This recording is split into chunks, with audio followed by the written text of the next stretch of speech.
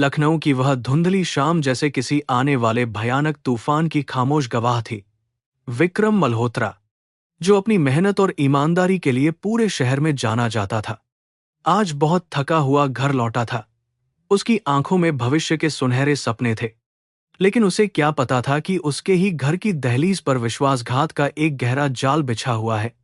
पुराने शहर की संकरी गलियों में बिखरी हुई रोशनी आज कुछ ज्यादा ही मध्यम और उदास लग रही थी, जैसे वे भी इस दुखद घटना से अपना मुंह चुराना चाहती हों। जब विक्रम ने अपने पुश्तैनी मकान के भारी लकड़ी के दरवाजे को धक्का दिया, तो उसे अंदर एक अजीब सी खामोशी महसूस हुई। आमतौर पर इस समय घर में अगरबत्ती की महक और रसोई से आती आवाजें गूंजती थीं, लेकिन आज वहां केवल एक ठंडी शून्यता थी। उसने अपनी पत्नी अनन्या को पुकारा, जो उस समय ड्राइंग रूम के एक कोने में अंधेरे में बैठी थी। उसकी परछाई दीवार पर किसी डरावनी आकृति की तरह नाच रही थी, जिससे विक्रम के मन में एक अनजाना सा डर धीरे धीरे अपने पैर पसारने लगा था। अनन्या ने जब उसकी ओर देखा, तो उसकी आंखों में वह पुराना प्यार नहीं, बल्कि एक अजीब सी कड़वाहट और साजिश की चमक थी। उसने बिना किसी भूमिका के चिल्लाना शुरू कर दिया, जैसे वह किसी स्क्रिप्ट को दोहरा रही हो। उसके आरोप बेबुनियाद थे। वह विक्रम पर दहेज के लिए प्रताड़ित करने और उसे जान से मारने की धमकी देने का इल्जाम लगा रही थी। विक्रम हैरान रह गया। उसका गला सूख गया और वह समझ नहीं पा रहा था कि उसकी शांत और सरल पत्नी अचानक इस तरह का व्यवहार क्यों कर रही है। देखते ही देखते अनन्या ने मेज पर रखा फूलदान उठाकर जमीन पर पटक दिया।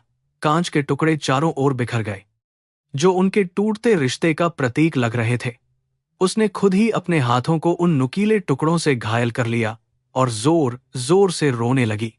विक्रम उसे रोकने के लिए आगे बढ़ा, लेकिन उसने उसे धक्का दे दिया और घर के बाहर की ओर भागी।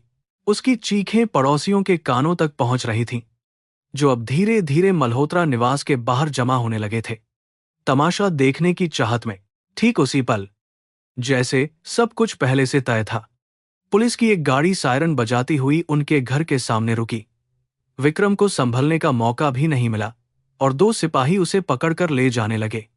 अनन्या के भाई राजेश्वर ने पुलिस के साथ प्रवेश किया। उसके चेहरे पर एक नकली दुख और अंदरूनी जीत की मुस्कान थी।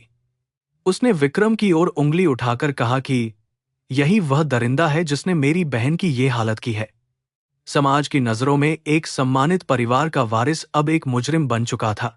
पड़ोसियों की फुसफुसाहट और नफरत भरी निगाहों ने विक्रम के कलेजे को छलनी कर दिया।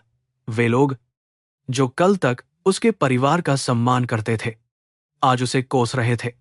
पुलिस उसे घसीटते हुए जीप की ओर ले जा रही थी, जबकि अनन्या जमीन पर बैठकर नाटक कर रही थी जैसे वह बहुत डरी हुई हो। विक्रम ने एक बार मुड़कर अपनी पत्नी की ओर देखा। उसकी आंखों में केवल एक सवाल था, आखिर क्यों? लेकिन अनन्या ने अपनी नजरें फेर लीं, जैसे उसका काम अब पूरा हो चुका हो। उसकी बूढ़ी माँ गायत्री देवी मंदिर के पास खड़ी यह सब देख रही थीं। उनके हाथ का दिया बुझ चुका था और उनकी आंखों से आंसू रुकने का नाम नहीं ले रहे थे। उन्होंने अपने बेटे को पुकारने की कोशिश की, लेकिन राजेश्वर ने उन्हें झिड़क दिया और पीछे हटने को कहा।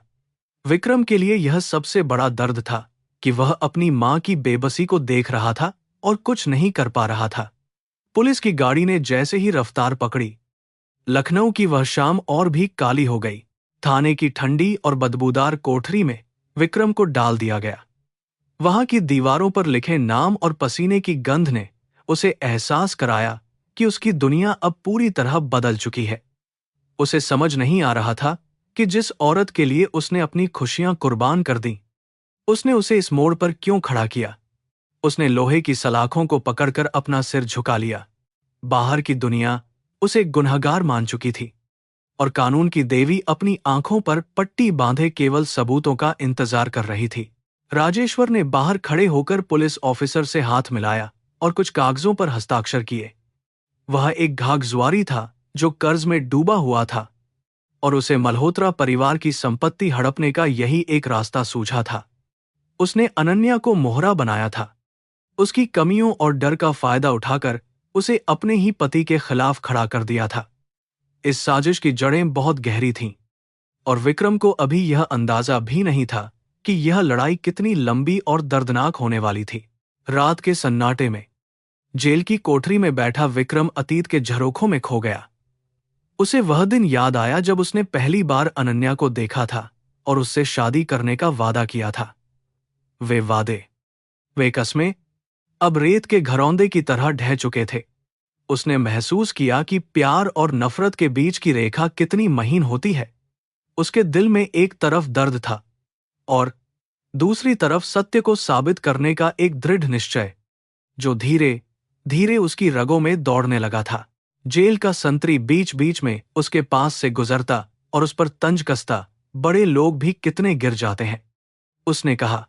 विक्रम ने कोई जवाब नहीं दिया, क्योंकि उसे पता था कि शब्दों से ज्यादा सच्चाई का वजन होता है। वह जानता था कि आने वाले 2 दिन उसके जीवन की सबसे बड़ी अग्निपरीक्षा होने वाले हैं। उसे अपनी बेगुनाही साबित करने के लिए न केवल सबूत चाहिए थे, बल्कि अपनी उस टूटी हुई आत्मा को भी समेटना था, जो विश्वासघात के बोझ तले दब गई थी। अगली सुबह जब सूरज की पहली किरण जेल की खिड़की से अंदर आई, विक्रम की आंखों में एक नई चमक थी। वह अब रोने वाला कमजोर इंसान नहीं था, बल्कि एक घायल शेर था जिसने अपनी ताकत को पहचान लिया था। उसने मन ही मन गायत्री मां का स्मरण किया और खुद से वादा किया कि वह अपनी और अपने परिवार की गरिमा को वापस लेकर रहेगा, भले ही सारा संसार उसके खिलाफ हो। लेकिन सत्य का मार्ग कभी भी अंधकार में समाप्त नहीं होता, उसे प्रकाश जरूर मिलता है। इस बीच अनन्या घर पर अकेली बैठी अपनी चोटों पर पट्टी बांध रही थी। उसके मन में रहकर विक्रम का वह चेहरा आ रहा था जब वह उसे ले जा रहे थे। क्या वह वास्तव में सही कर रही थी? क्या राजेश्वर के वादे सच होंगे? उसे डर था कि कहीं उसने अपने हाथों से अपनी जान को लेकर बात है ही दुनिया को आग तो नहीं लगा दी। पर अब बहुत देर हो चुकी थी। तीर कमान से निकल चुका था और अब केवल समय ही तय करने वाला था कि इसका अंजाम क्या होगा। अदालत की सुनवाई के लिए केवल 48 घंटे बचे थे। पूरे लखनऊ में मल्होत्रा परिवार की बदनामी की चर्चा हर चाय की दुकान और नुक्कड़ पर हो रही थी। लोग नई नई कहानियां बना रहे थे। कुछ उसे अय्याश कह रहे थे तो कुछ उसे लालची। विक्रम के वकील ने भी केस लेने से मना कर दिया था, क्योंकि स्थिति उसके खिलाफ बहुत मजबूत दिख रही थी। लेकिन विक्रम शांत था, जैसे वह किसी बड़े धमाके से पहले की खामोशी का आनंद ले रहा हो। एक रहस्यमयी मुस्कान के साथ राजेश्वर ने अपनी जीत का जश्न मनाने के लिए शराब की बोतल खोली। उसे यकीन था कि विक्रम अब कभी वापस नहीं आएगा और वह जल्द ही सारी जायदाद का मालिक बन जाएगा। उसने अनन्या को डराकर रखा था कि अगर उसने अपनी जुबान खोली तो उसके माता पिता का बुरा हाल होगा। इस तरह डर और लालच ने मिलकर एक पवित्र रिश्ते का गला घोंट दिया था। लेकिन किस्मत के खेल निराले होते हैं और कर्मों का हिसाब अक्सर वहीं होता है जहां हम इसकी उम्मीद नहीं करते। थाने में बिताई गई दूसरी रात विक्रम के लिए एक साधना की तरह थी। उसने एक एक घटना को याद किया और उन कड़ियों को जोड़ने की कोशिश की जो उसने पहले नजरअंदाज कर दी थीं। उसे कुछ ऐसे सुराग याद आए जो उसने अपनी अलमारी और ऑफिस की फाइलों में देखे थे। उसके पास अब एक योजना थी, एक ऐसा अस्त्र जो अदालत में सबको हिलाकर रख देगा। उसे बस उस पल का इंतजार था जब जज साहब की हथौड़ी मेज पर गिरेगी और न्याय शुरू होगा। अनन्या की अंतरात्मा उसे कचोड़ रही थी, लेकिन वह अपने भाई के आतंक के सामने बेबस थी। वह उस वैभवशाली घर में एक कैदी की तरह महसूस कर रही थी, जो अब वीरान लग रहा था। विक्रम की कमी उसे हर पल खल रही थी, लेकिन उसकी मजबूरी उसे सच्चाई बताने से रोक रही थी। उसने भगवान कृष्ण की मूर्ति के सामने माथा टेका और अनजाने में प्रार्थना की कि जो सही है वही हो। न्याय की यह लड़ाई अब निजी नहीं, बल्कि नैतिक मूल्यों की जंग बन चुकी थी। शहर के अखबारों की सुर्खियों में विक्रम का नाम छाया हुआ था। हर कोई उसे एक खलनायक के रूप में देख रहा था। मीडिया की गाड़ियां अदालत के बाहर जमा होने लगी थीं। पुलिस की सुरक्षा कड़ी कर दी गई थी। यह मामला अब केवल एक घरेलू हिंसा का केस नहीं रहा था, बल्कि एक हाई प्रोफाइल ड्रामा बन गया था।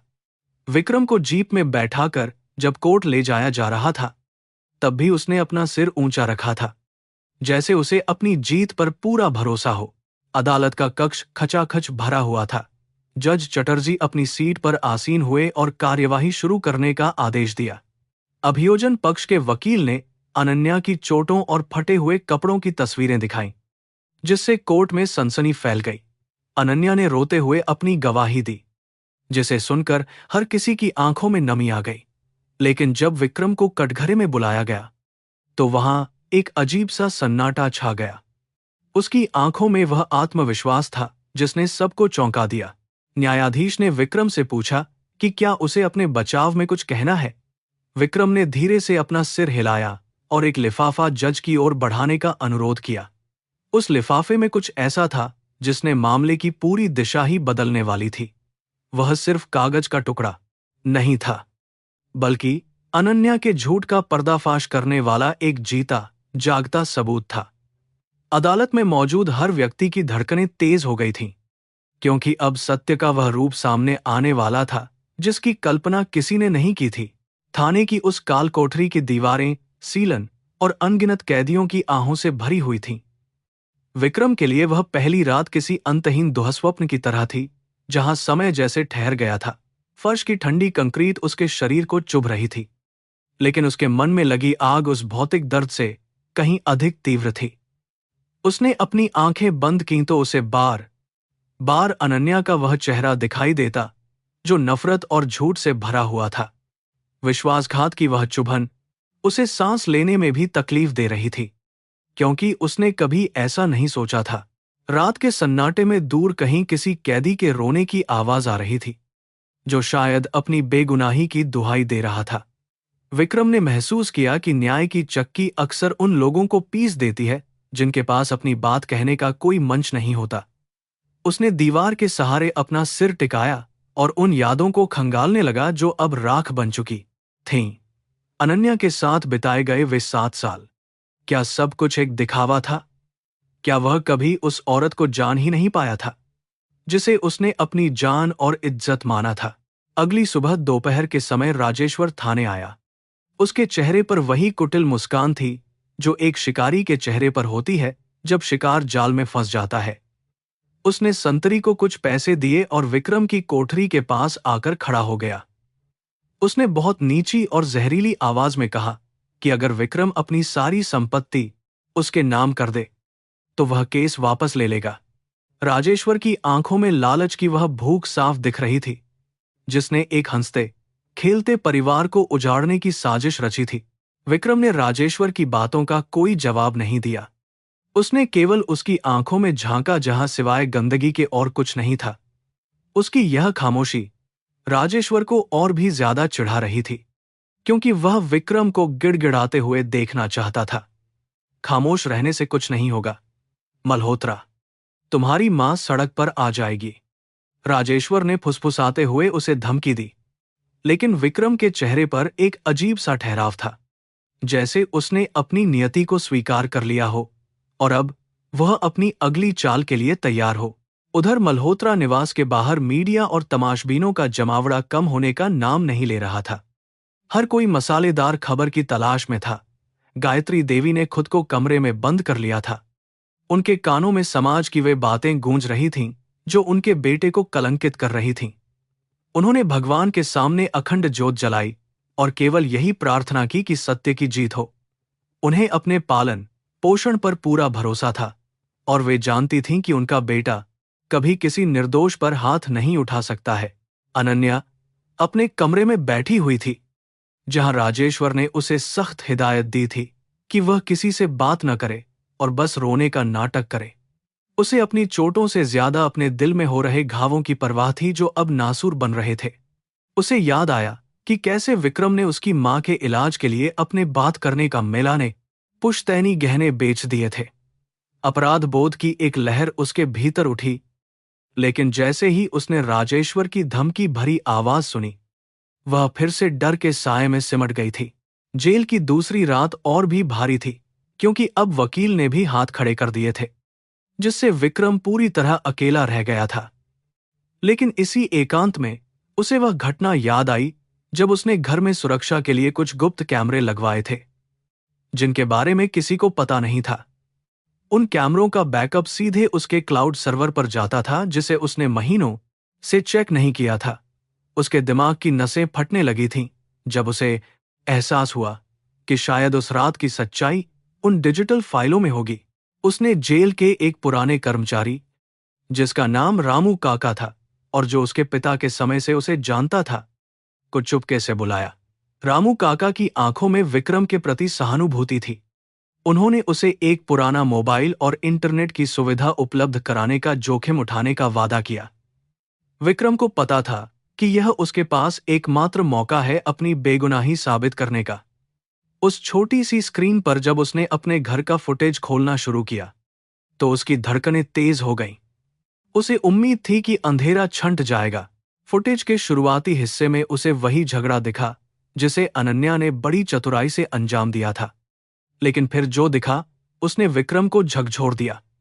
उसने देखा कि कैसे राजेश्वर ने कमरे में प्रवेश किया और अनन्या को खुद को घायल करने के लिए उकसाया। कैमरे ने वह सब कुछ कैद कर लिया था जिसे ये लोग दुनिया से छिपाना चाहते थे। विक्रम की आंखों में आंसू आ गए, न कि दुख के बल्कि राहत के कि ऊपर वाला सब देख रहा था। उसने उन फाइलों को सहेज लिया और अब सुबह का इंतजार किया। सुबह होते ही पुलिस की गाड़ी उसे लेकर फिर से कोर्ट की ओर रवाना हुई, जहां लोगों की भीड़ उसे गाली देने के लिए पहले से ही मौजूद थी। विक्रम के चेहरे पर अब कोई शिकन नहीं थी, बल्कि एक योद्धा की शांति थी जो जानता है कि जीत उसकी ही होगी। उसे पता था कि कानून के गलियारों में सच्चाई का रास्ता थोड़ा लंबा जरूर होता है, लेकिन वह कभी खत्म नहीं होता। उसने अपने हाथ की हथकड़ियों को देखा और मन ही मन कहा कि ये जंजीरें आज टूटेंगी और साथ ही टूटेगा झूठ का वह पहाड़। अदालत में प्रवेश करते समय उसकी मुलाकात अनन्या से हुई, जिसकी नजरें शर्म से झुकी हुई थीं, लेकिन डर के मारे वह कुछ बोल नहीं पा रही थी। राजेश्वर उसके पीछे किसी साए की तरह खड़ा था, यह सुनिश्चित करने के लिए कि वह अपनी गवाही न बदले।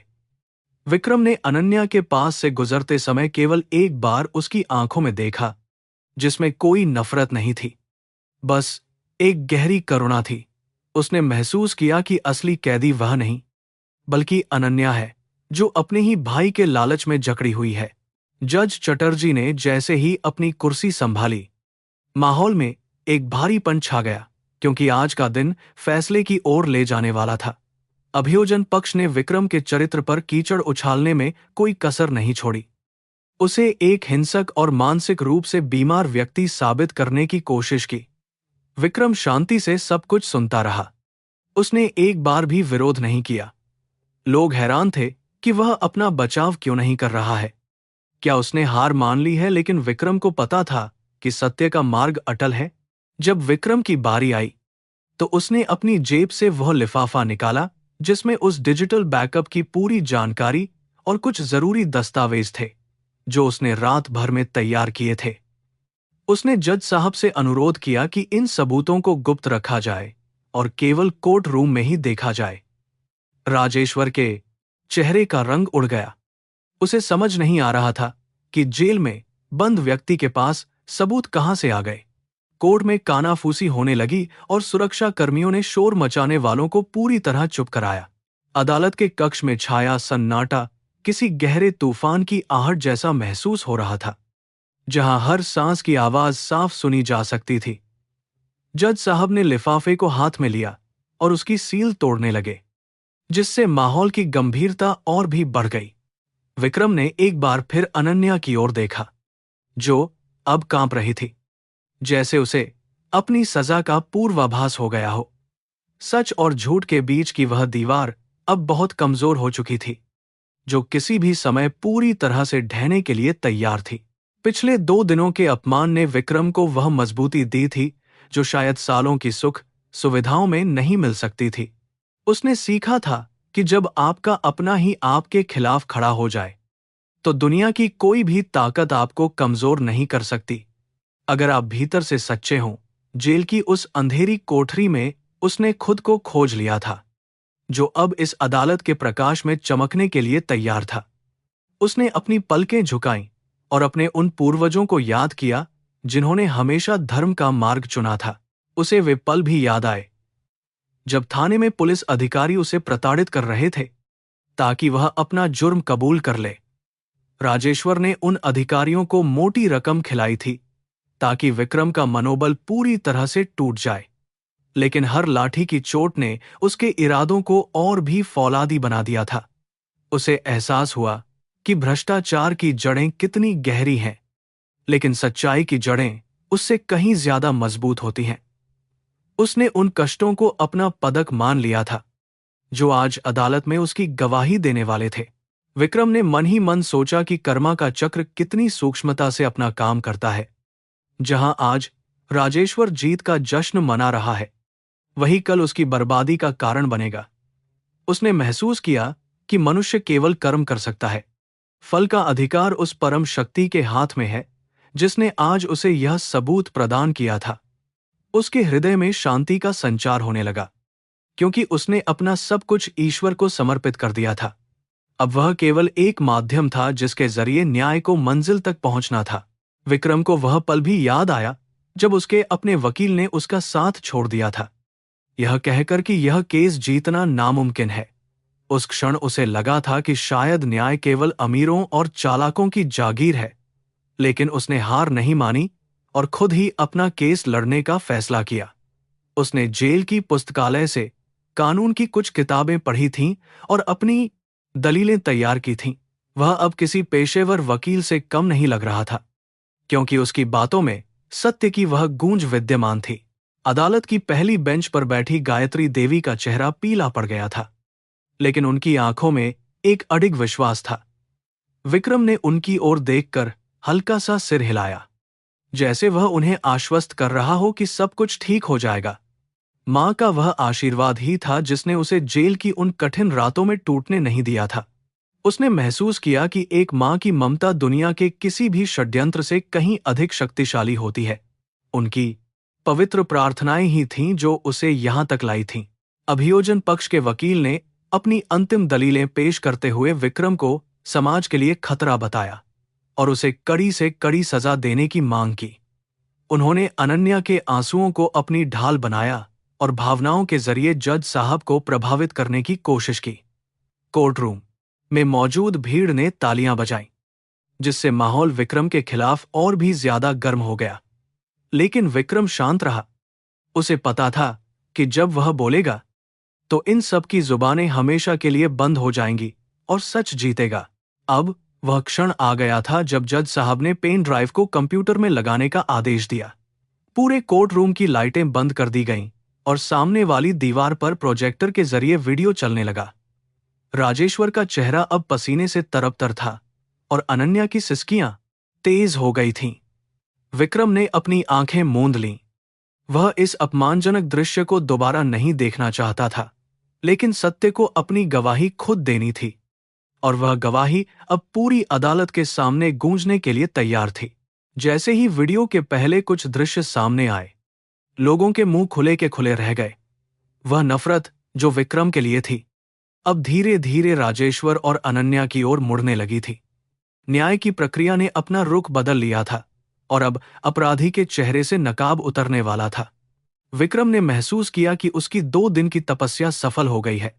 लखनऊ की उस दोपहर में अदालत का वह कमरा एक नए इतिहास का गवाह बन रहा था, जहां विश्वासघात को उसकी सही जगह मिलने वाली थी। लखनऊ की गलियों में सुबह का सूरज आज रोशनी नहीं, बल्कि बदनामी की नई किरणें लेकर आया था। शहर के हर प्रमुख समाचार पत्र के पहले पन्ने पर विक्रम मल्होत्रा का नाम काली स्याही से छपा था। चाय की दुकानों पर लोग अखबार हाथ में लिए चटखारे लेकर चर्चा कर रहे थे कि कैसे एक सभ्य दिखने वाला इंसान इतना बड़ा अपराधी हो सकता है।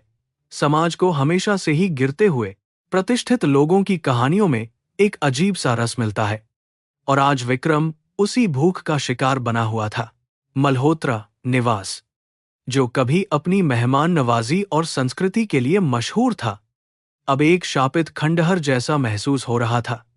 पड़ोसियों ने उस घर की ओर देखना तक बंद कर दिया था, जैसे वहां कोई संक्रामक बीमारी फैली हो। दीवारों पर लगे सुंदर चित्रों और नक्काशीदार लकड़ी के दरवाजों पर भी जैसे शर्म की एक परत जम गई थी। गायत्री देवी ने जब सुबह खिड़की खोली तो उन्हें सामने वाले घर की महिला ने घृणा भरी नजरों से देखा और तुरंत अपना पर्दा गिरा लिया। सम्मान की वह इमारत अब एक पल में ढह रही थी। गायत्री देवी की हालत किसी सूखे हुए पत्ते जैसी हो गई थी, जो बस एक झोंके की प्रतीक्षा में था। वे जब भी मंदिर की ओर कदम बढ़ाती, पीछे से आती फुसफुसाहटें उन्हें रुकने पर मजबूर कर देती थीं। लोग कह रहे थे कि मां ने ही अपने बेटे को बिगाड़ा होगा, तभी तो वह इतना क्रूर निकला। उन कड़वी बातों ने उनके ममतामयी हृदय को छलनी कर दिया था, लेकिन फिर भी वे अपने बेटे की बेगुनाही पर अटल थीं। उनका विश्वास ही उनकी आखिरी ढाल था, जो उन्हें इस कठिन समय में सहारा दे रहा था। घर के भीतर अनन्या एक अलग ही युद्ध लड़ रही थी, जहां उसकी आत्मा ही उसकी सबसे बड़ी दुश्मन बन गई थी। वह खिड़की के पास खड़ी होकर उस खाली कुर्सी को देखती रहती जहां विक्रम बैठते थे। घर की हर दीवार जैसे उसे धिक्कार रही थी और उसकी साजिशों की गवाही दे रही थी। उसने सोचा था कि बदला और पैसा उसे सुकून देंगे, लेकिन उसे तो केवल घुटन और अकेलापन ही मिला था। उसकी अंतरात्मा रहकर उसे पुकारती थी, लेकिन राजेश्वर का डर उसे सच बोलने से रोकता था और उसे मजबूर करता था। राजेश्वर अपनी इस तथाकथित सफलता पर बहुत गर्व महसूस कर रहा था और उसने मीडिया को और भी भड़काना शुरू कर दिया था। उसने शहर के कई पत्रकारों को बुलाकर इंटरव्यू दिए, जिसमें उसने अपनी बहन की दयनीय स्थिति का बढ़ा चढ़ाकर वर्णन किया। उसने समाज की सहानुभूति बटोरने के लिए हर संभव हथकंडा अपनाया, क्योंकि उसे पता था कि जितनी अधिक बदनामी होगी, विक्रम पर दबाव उतना ही बढ़ेगा। उसके लिए यह सब केवल एक व्यापार था, जहां वह अपनी बहन की इज्जत और जीजा के सम्मान का सौदा कर रहा था। सोशल मीडिया पर भी विक्रम के खिलाफ एक लहर दौड़ गई थी, जहां बिना किसी जांच के उसे दोषी घोषित कर दिया गया था। अनजान लोग उसके चरित्र पर भद्दी टिप्पणियां कर रहे थे और उसे फांसी देने की मांग उठा रहे थे। डिजिटल युग की इस भीड़ के पास न तो संवेदना थी और न ही सच जानने की इच्छा। वे केवल उस प्रवाह में बह रहे थे जो राजेश्वर ने बड़ी चतुराई से पैदा किया था। हर लाइक और शेयर विक्रम के ताबूत में एक नई कील की तरह काम कर रहा था और जहर फैला रहा था। एक दोपहर जब गायत्री देवी जरूरी सामान लेने किराने की दुकान पर गईं, तो दुकानदार ने उन्हें सामान देने से मना कर दिया। उसने बड़ी बेरुखी से कहा कि अपराधियों के परिवार के साथ वह कोई व्यवहार नहीं रखना चाहता। यह सुनकर गायत्री देवी की आंखों में आंसू आ गए, लेकिन उन्होंने एक शब्द भी नहीं कहा और चुपचाप वहां से चल दी। उनकी गरिमा आज भी बरकरार थी, भले ही उनकी दुनिया उजड़ चुकी थी। रास्ते भर उन्हें लोगों की तीखी नजरों का सामना करना पड़ा, जो कांटों की तरह चुभ रही थीं। अनन्या ने जब अपनी मां को इस हालत में देखा, तो उसका दिल बैठने लगा। उसे अपनी शादी का वह दिन याद आया जब विक्रम ने उसे दुनिया की हर खुशी देने का वादा किया था। उसने महसूस किया कि वह अपने भाई के हाथों की कठपुतली बनकर अपने ही स्वर्ग को आग लगा रही है। उसके गहने, जो उसे कभी बहुत प्रिय थे, अब लोहे की बेड़ियों की तरह भारी लग रहे थे। वह आईने में अपना चेहरा देखने से भी डरने लगी थी, क्योंकि उसे वहां केवल एक विश्वासघाती औरत दिखाई देती थी। कानूनी विशेषज्ञ और वकील भी इस मामले को एक खुला और बंद केस मान रहे थे, क्योंकि अनन्या के बयान और घाव बहुत प्रभावशाली थे। पुलिस पर भी जनता का भारी दबाव था कि वे जल्दी से जल्दी चार्जशीट पेश करें और विक्रम को सख्त सजा दिलवाएं। सच कहीं कोहरे के पीछे छिप गया था और झूठ की चकाचौंध चारों ओर फैली हुई थी। ऐसी स्थिति में विक्रम की बेगुनाही साबित होना लगभग असंभव लग रहा था। हर गुजरता हुआ पल मल्होत्रा परिवार के लिए विनाश का संदेश लेकर आ रहा था और अंधेरा घना था। जेल की सलाखों के पीछे विक्रम को इन सब बातों की भनक लग रही थी, क्योंकि संतरी उसे अखबार के टुकड़े लाकर देता था। उसने देखा कि कैसे समाज ने उसे एक झटके में पराया कर दिया था, लेकिन उसके चेहरे पर गुस्सा नहीं, बल्कि एक विडंबना भरी मुस्कान थी। वह जानता था कि भीड़ का कोई चेहरा नहीं होता और वह केवल शोर मचाना जानती है। उसने अपना ध्यान सत्य की खोज में लगा रखा था, क्योंकि उसे पता था कि शोर कितना भी तेज क्यों न हो, वह सत्य को कभी मिटा नहीं सकता। लखनऊ की पुरानी हवेलियों की तरह मल्होत्रा खानदान की इज्जत भी अब ढहती हुई नजर आ रही थी। वह शहर जो कभी अपनी नजाकत और तहजीब के लिए जाना जाता था, आज नफरत और पूर्वाग्रहों का अड्डा बन गया था। सच और सरकारी कहानी के बीच का फासला इतना बढ़ गया था कि उसे पाटना नामुमकिन लग रहा था। लोगों ने अपनी राय बना ली थी और वे अब किसी भी तर्क को सुनने को तैयार नहीं थे। यह एक ऐसी लड़ाई थी जहां विक्रम अकेला था और सारा संसार दूसरी तरफ खड़ा था। शाम के समय अनन्या ने गायत्री देवी को पूजा घर में फूट फूट कर रोते हुए देखा। वे भगवान कृष्ण के सामने सिर झुकाकर केवल अपने बेटे की रक्षा की भीख मांग रही थीं। उनकी वह करुणा और बेबसी अनन्या के पत्थर हो चुके दिल को पिघलाने लगी थी। उसे लगा कि वह कितनी नीच है जो एक बेगुनाह मां को ऐसे तड़पा रही है। उस पल उसे राजेश्वर का डर कम और अपने पाप का बोझ ज्यादा लगने लगा। उसकी अंतरात्मा ने एक विद्रोह की चिंगारी जलाई, जो शायद आगे चलकर एक बड़ी मशाल बनती। राजेश्वर अपने कमरे में बैठकर संपत्ति के कागजों का हिसाब लगा रहा था कि उसे कितना हिस्सा मिलेगा। उसे न तो अपनी बहन के दुख की चिंता थी और न ही अपनी इज्जत की। उसे तो बस सोने और नोटों की गड्डियां दिख रही थीं। उसने पहले ही कुछ खरीदारों से बात कर ली थी जो औने पौने दामों में वह पुश्तैनी हवेली खरीदना चाहते थे। उसका लालच अब अपनी चरम सीमा पर था और वह किसी भी हद तक जाने को तैयार था। उसे लग रहा था कि उसकी जीत अब बिल्कुल पक्की और अटूट है।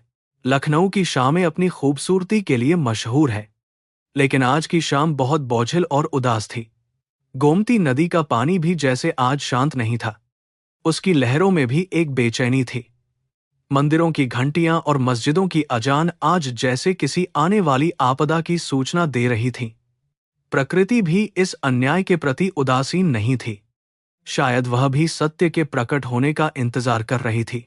शहर के कोलाहल के बीच न्याय की वह धीमी सी लौ अब भी कहीं न कहीं जल रही थी और बुझने से इनकार कर रही थी।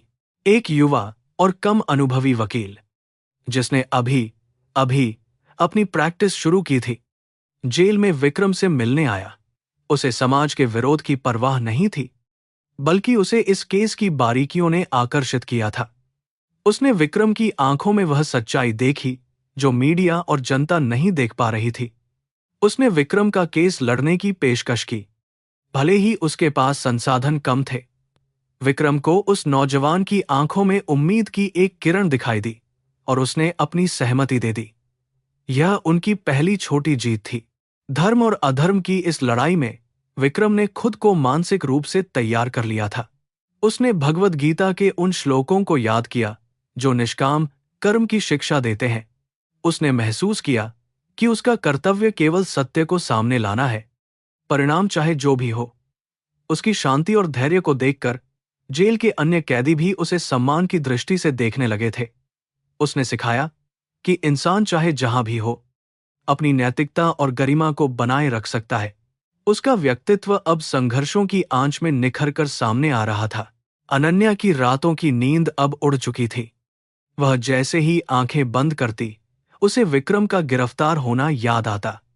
उसे वह पल बार बार कचौड़ता जब उसने खुद को कांच से काटा था ताकि विक्रम को फंसा सके। वह उन घावों को देखती तो उसे लगता कि वे कभी नहीं भरेंगे, क्योंकि वे केवल शरीर पर नहीं बल्कि उसकी रूह पर थे। वह कमरे में पागलों की तरह टहलती और खुद से बातें करती। उसकी मानसिक स्थिति अब बिगड़ने लगी थी, क्योंकि पाप का बोझ उठाना सबके बस की बात नहीं होती। स्थानीय चाय की टपरियों पर बहस और भी उग्र होती जा रही थी, जहां लोग अपने अपने तर्क दे रहे थे। कुछ का कहना था कि विक्रम को सीधे चौराहे पर लटका देना चाहिए, तो कुछ को उसके शांत स्वभाव पर अब भी संदेह था। मध्यम वर्गीय समाज की नैतिकता को इस घटना ने झकझोर कर रख दिया था, क्योंकि वे मल्होत्रा परिवार को अपना आदर्श मानते थे। जब आदर्श गिरता है तो उसकी गूंज बहुत दूर तक सुनाई देती है और लोगों का विश्वास डगमगा जाता है। यह मामला अब सामाजिक प्रतिष्ठा का प्रश्न बन गया था।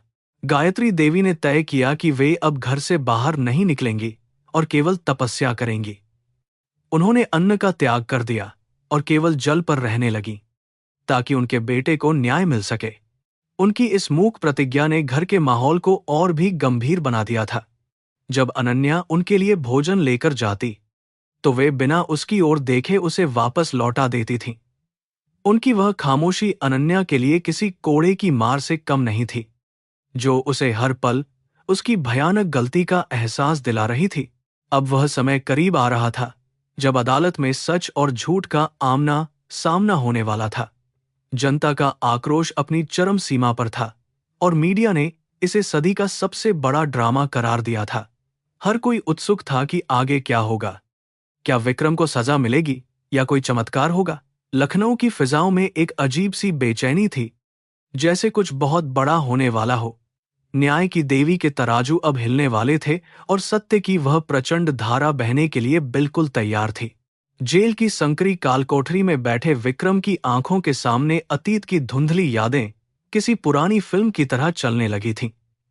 आज की कड़वाहट और धोखे के बीच उन दिनों की मिठास ढूंढना नामुमकिन सा लग रहा था, जब लखनऊ की हवाओं में प्यार और भरोसे की महक घुली रहती थी। वह यादों की उन गलियों में भटकने लगा जहां उसने पहली बार अनन्या को देखा था। वह दिन बारिश से भीगा हुआ था और शहर की पुरानी इमारतों की दीवारों से सोंधी मिट्टी की खुशबू आ रही थी, जो अब केवल एक मीठी चुभन बन गई थी। अमीनाबाद के भीड़भाड़ वाले बाजार में जब विक्रम की नजरें पहली बार अनन्या पर पड़ी थीं, तब उसे लगा था कि समय अचानक रुक गया है। वह सादगी की मूरत थी, जिसकी आंखों में एक मासूमियत भरी चमक थी जो किसी को भी अपना बना सकती थी। उस समय वह अपनी पढ़ाई पूरी कर रही थी और एक पुरानी किताब की दुकान पर कुछ ढूंढ रही थी। विक्रम ने उसे वह किताब ढूंढने में मदद की थी और वहीं से उनके प्रेम की नींव पड़ी थी, जिसे उसने 7 जन्मों का बंधन समझ लिया था और बड़ी शिद्दत से संवारा था। उनकी शादी एक पारंपरिक उत्सव की तरह थी, जहां शहनाइयों की गूंज और अपनों का आशीर्वाद चारों ओर बिखरा हुआ था। अग्नि के साथ फेरे लेते समय विक्रम ने मन ही मन कसम खाई थी कि वह अनन्या के पैरों में कभी कांटा भी नहीं चुभने देगा। वह एक साधारण परिवार से था, लेकिन मल्होत्रा खानदान ने उसे अपनी पलकों पर बिठाया और गायत्री देवी ने उसे अपनी बेटी से बढ़कर प्यार दिया।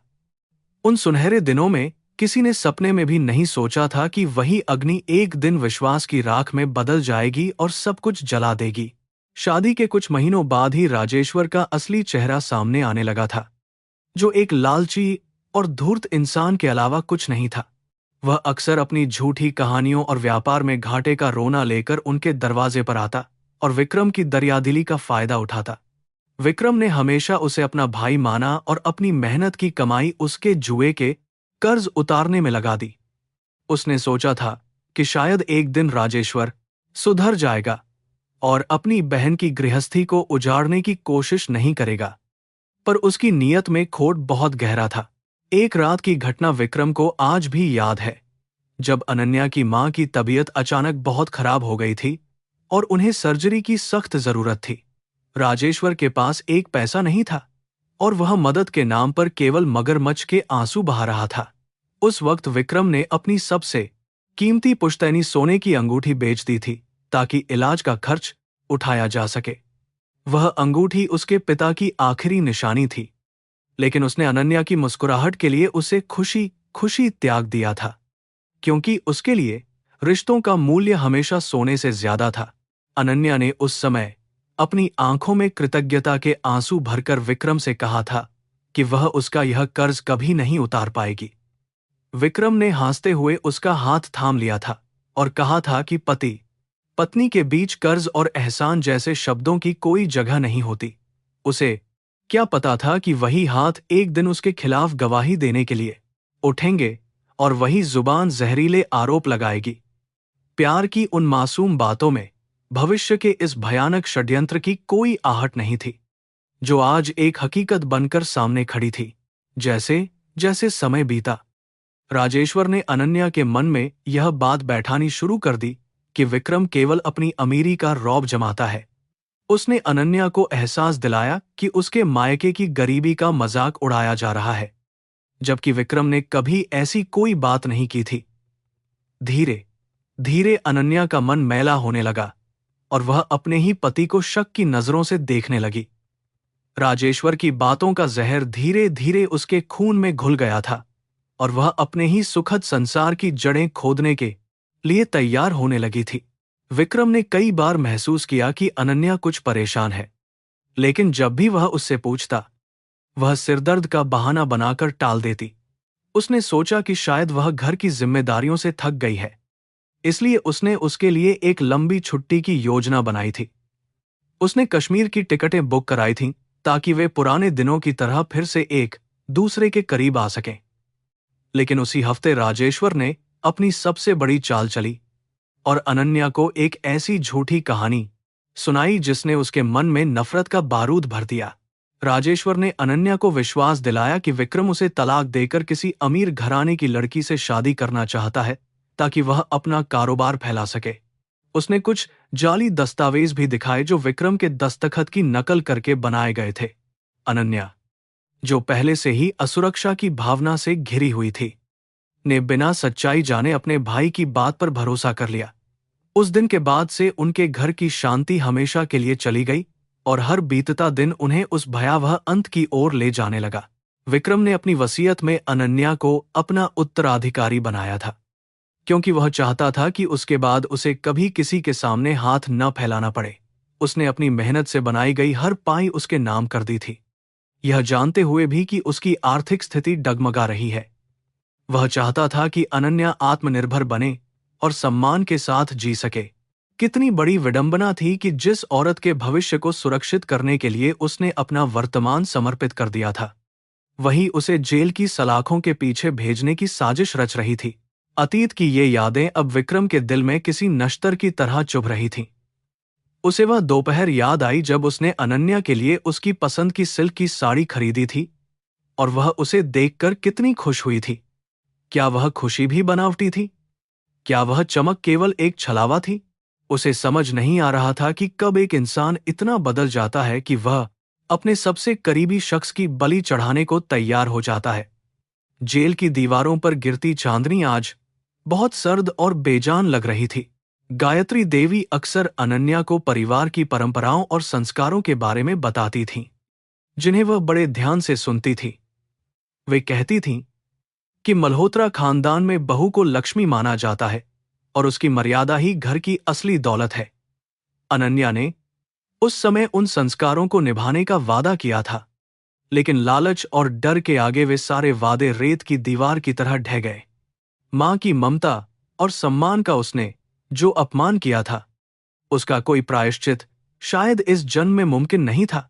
विक्रम को याद आया कि कैसे उसने एक बार राजेश्वर को पुलिस के चंगुल से बचाया था जब वह एक अवैध सौदे में फंस गया था। विक्रम ने न केवल जुर्माना भरा बल्कि पुलिस अधिकारियों से मिन्नतें भी की थीं ताकि खानदान की बदनामी न हो। उस वक्त राजेश्वर ने उसके पैर पकड़कर माफी मांगी थी और सुधरने का वादा किया था, लेकिन सांप को दूध पिलाने का अंजाम हमेशा यही होता है कि वह मौका पाते ही डस लेता है। राजेश्वर की कृतज्ञता ने आज विक्रम को इस हाल में पहुंचा दिया था। अनन्या अक्सर शाम को छत पर बैठकर विक्रम का इंतजार करती थी और वे दोनों दूर पहाड़ों और ढलते सूरज को देखते थे। वे बातें जो वे एक दूसरे से करते थे, वे सपने जो उन्होंने अपनी आने वाली संतान के लिए बुने थे, सब अब एक बुरे सपने की तरह लग रहे थे। विक्रम ने सोचा कि क्या उन सपनों में भी अनन्या का कोई स्वार्थ छिपा था, या फिर वह भी उतनी ही मजबूर थी जितना कि आज वह खुद को महसूस कर रहा था। रिश्तों की यह गुत्थी सुलझने के बजाय उलझती जा रही थी। इंसानी मनोविज्ञान कितना जटिल होता है कि वह प्यार को नफरत में बदलते देर नहीं लगाता।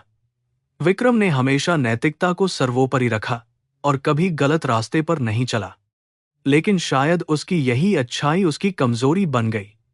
उसने लोगों पर बहुत आसानी से भरोसा कर लिया और यह भूल गया कि दुनिया में हर चेहरा सच्चा नहीं होता।